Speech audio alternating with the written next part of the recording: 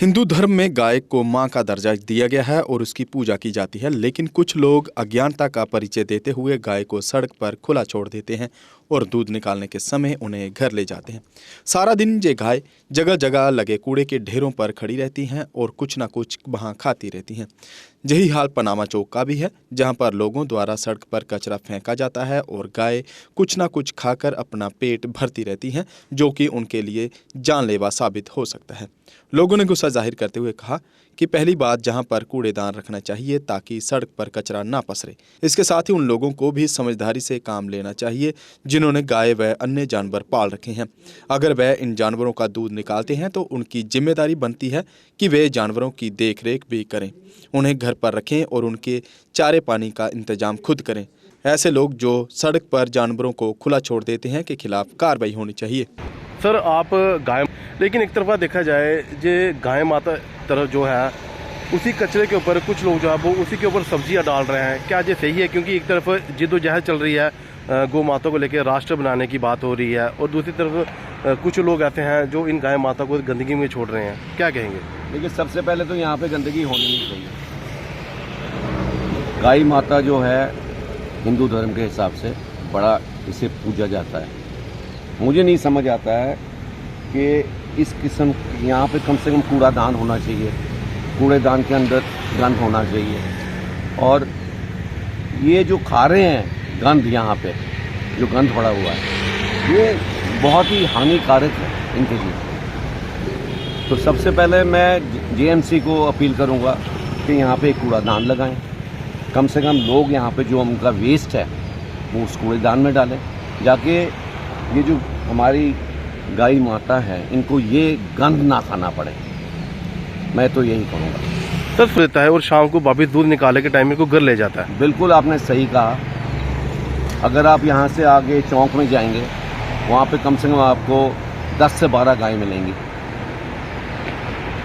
जिसकी वो गाय है उसने सुबह उसको वहाँ छोड़ा हुआ है। लोग आते हैं, ये धर्म है, लोगों का विश्वास है, उसको पूरा करने के लिए वो वहाँ पे उनको खिलाते हैं, रोटी खिलाते हैं, ग्रीन सब्जी खिलाते हैं। लेकिन इस तरह का पुण्य कैसे कमाएगा वो? नहीं, अगर तो कूड़ा में है, कूड़ा लोगों ने छोड़ा हुआ है, वो सही नहीं है, वो सही नहीं है। और जिन्होंने अपनी गाय को वहाँ छोड़ी, वहाँ कूड़ा कम से कम नहीं है, बट उस आदमी का फर्ज बनता है कि अगर उसने गाय रखी है उसको उसका पालन सही तरीके से करें, उसको चारा दें, जाके जो दूध उत्पादन उससे होता है वो सही होए, वो हेल्दी होए। तो मैं तो यही कहूँगा आपके ऊपर भी कार्रवाई होनी चाहिए। बिल्कुल होनी चाहिए कार्रवाई। जिन्होंने अपने पशुओं को खुला छोड़ा हुआ है उनके साथ सख्त से सख्त कार्रवाई होनी चाहिए। Thank you sir. हर बार की तरह इस बार फिर एरोकॉट कंस्ट्रक्शंस अपने वैल्यूएबल कस्टमर्स के लिए लेकर आया है एनिवर्सरी ऑफर, जिसमें आपको मिलेगा बहुत सारे इनाम जीतने का मौका। जी हां, एरोकॉट कंस्ट्रक्शंस अपनी एनिवर्सरी ऑफर के तहत दे रहा है एक नहीं, दो नहीं, बल्कि 3 स्कूटी, चिमनी, वो भी 2। इसके अलावा geyser, Samsung Galaxy phone, TV, gold coin, microwave oven, fridge, washing machine आदि ढेरों बड़े इनाम। जो ग्राहक एरोकॉट कंस्ट्रक्शन से 30,000 और उससे अधिक की खरीदारी करते हैं वे इस लकी ड्रॉ में भाग ले सकते हैं। इस ऑफर की लास्ट डेट है 30 जनवरी 2025 और लकी ड्रॉ की घोषणा 31 जनवरी 2025 को की जाएगी। तो जल्दी कीजिए एरोकॉट कंस्ट्रक्शन से शॉपिंग और पाइए ढेरों बड़े इनाम। एरोकॉट कंस्ट्रक्शंस लेकर आया है जम्मू कश्मीर के लोगों के लिए बेहतरीन ऑफर्स। यहाँ आपको मिलेंगे एक ही छत के नीचे आपके सपनों के घर को साकार करने वाले सभी प्रोडक्ट्स, वो भी बिल्कुल नए डिजाइन्स में।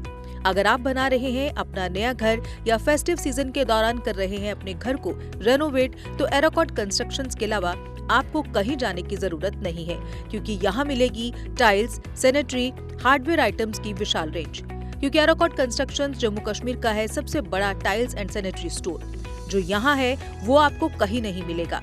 आपके घर को सजाने के लिए हमारे प्रोफेशनल्स देंगे फ्री साइट विजिट। इसके अलावा एरोकॉट कंस्ट्रक्शंस अपने कस्टमर्स का रखता है पूरा ख्याल और देता है हर खरीद पर फ्री गिफ्ट्स। हमारा पता है एरोकॉट कंस्ट्रक्शन, सरोर अड्डा, बड़ी ब्राह्मणा।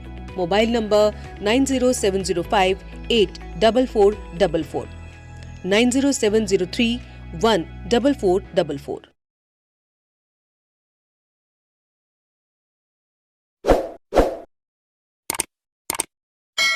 जम्मू कश्मीर की खबरों के लिए जुड़े रहिए JK अपडेट के साथ।